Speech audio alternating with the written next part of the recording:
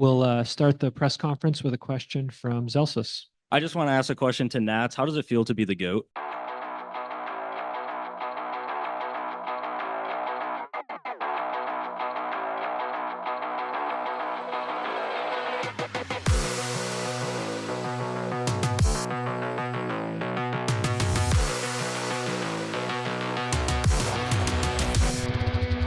You can't lose this to nAts. But he is the definition of a ratty player. He defined it, man. Made it popular. No coverage. Inside! nAts! God damn! No access to the A site! What? Bro! Dude, how's he allowed to do that? nAts is still here. He's been left with his side. He's in control of it again. It doesn't matter the number or the odds. He's always good for it. nAts is outstanding at his job. And all those moments for nAts, they were great to get them here, but they may all be for nothing. They bait him in. G2 setting the record straight. 13-7. To the other side of things for Liquid as well, given a moment there. Gotta be a sour moment stepping from that stage after what could have been.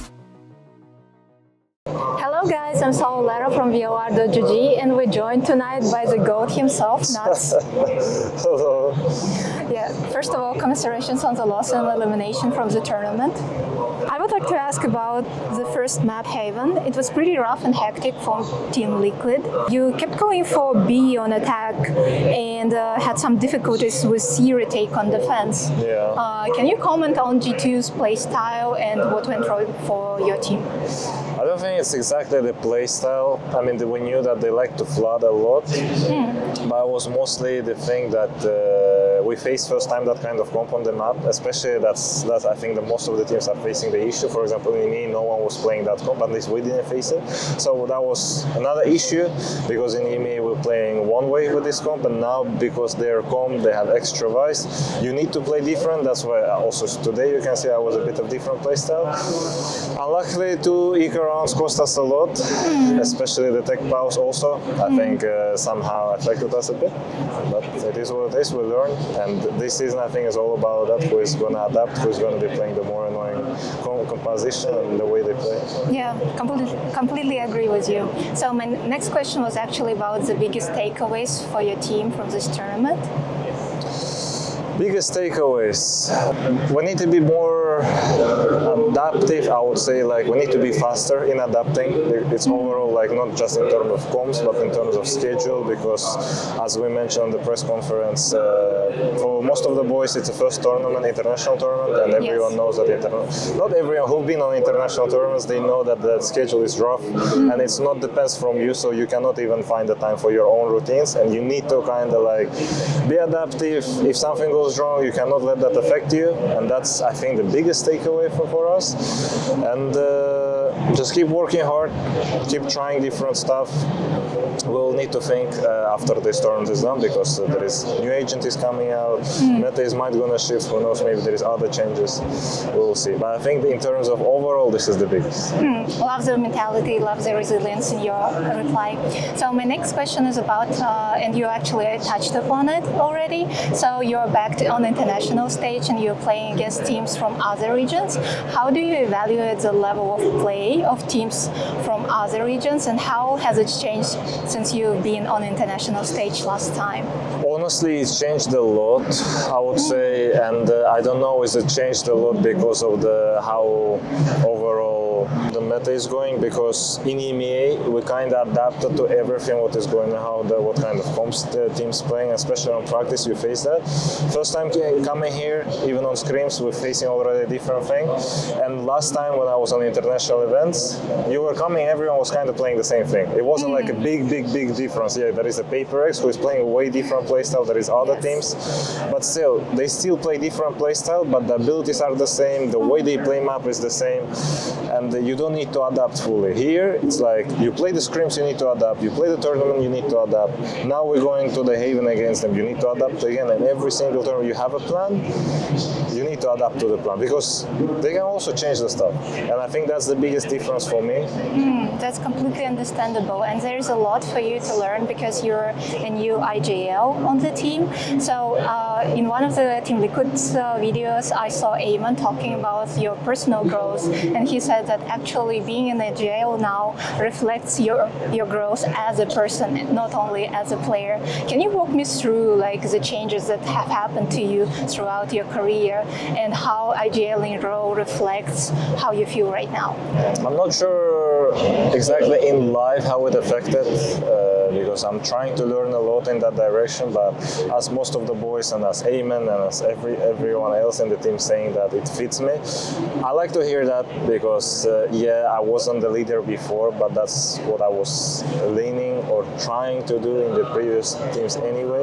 Not like I was doing that, there was IGL, it was coach who was doing that, but even the mid-rounding feels like it was kind of a bit of in me, and when I switched, I was like, okay, I think that's a good, when we said, do you want to try? I said, yeah, because I remember 2 years ago when I got that question, I said no, and this time I like, okay, I'm going to try, actually enjoying it. There is a lot of different challenges from when I was a player, when I'm at IGL now, there is a challenges, even for example, these two matches, EDG and this G2, it's not just me playing good or calling good, it's just about how I can also let the boys control their emotions, and that's what I need to learn. So I'm more like learning like about the people and all of that. If I could ask, what made you change your decision? Like you got asked 2 years ago and you said no, but this time you agreed? I don't know. It just, sometimes the time comes, sometimes it's just the time to do something. It wasn't like anything, like everything was going bad, not about that. It's just like, there is things that I'm not really a lot thinking about. Question came, I said yes. Okay, I see. So you've been consistent for a long time and your career is running for multiple years already. So what's your advice? How do you stay so consistent, and what still motivates you to go forward? What motivates me? My goals motivates me. I still didn't win a champ. I did win a Masters, but it was already a long time ago. Even still, everyone is speaking Gambit Nats, Gambit Nats. Still, like, I want to achieve more, and that's my goal. I would say my main goal. About consistency, it's about, as I mentioned on the press conference, I think it's like having a consistent routine that will help you, willingness to improve and try hard. I think just these three factors, I mean, of course there is the rest of the factors, and not 100% these factors is going to let you be the best, but they definitely going to let you improve, because I think the difference between being best and just to be average good player is in the small things, and not everyone is understanding what are they exactly.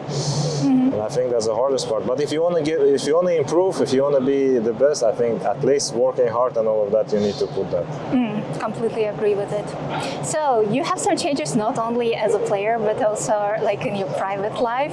You recently got married, so when your wife attended the tournament for the first time, I wanted to ask, how was this experience for her, and how did you feel with your wife present? Did it give you extra motivation?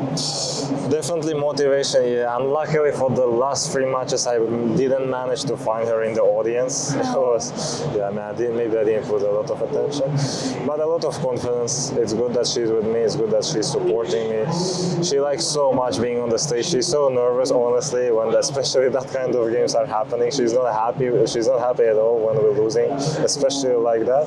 But it's a big confidence. It's good to know that she's next to me, even though I cannot find her in audience. I just have a feeling, yeah, and support. And that's amazing, because before she was supporting me from the monitor, she was watching every single match. Now she's in present. I'm so sorry that we didn't manage to win today. But yeah, anyway. It's a game. So the wife buff is real. I mean, you can tell it to our I hope viewers. so. I mean, yeah, I think so. Yesterday and today was a not bad performance, but unluckily we didn't manage to win, as I think. Yeah. Okay. And lastly, what can we expect from Team Liquid in the upcoming days and months? Obviously, you have some time before stage 1, so I think you will take some time to reflect and to rest.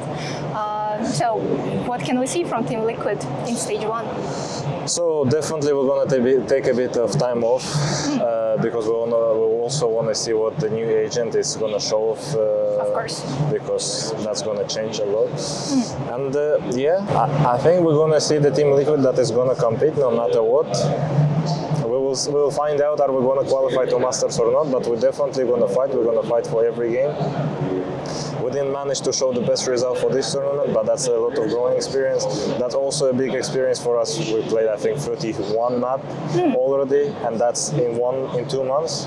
So we're just going to be keep growing, we're just going to be keep improving, and we're going to be challenging. Hope to see Team Liquid in Toronto. And lastly, the words to Liquid fans who have been supporting you at this event and who are very happy to see you again on international stage. I mean, it's amazing to have that kind of fans. It's amazing to always see people who is like, you're coming to the international event and people doesn't forget even that I wasn't here for 1 year. Thank you so much, everyone. Thank you for supporting. We'll try our best to be on the Masters Toronto. Love you. Thank you so much for doing this interview with us, and good luck for the next matches. Thank you so much.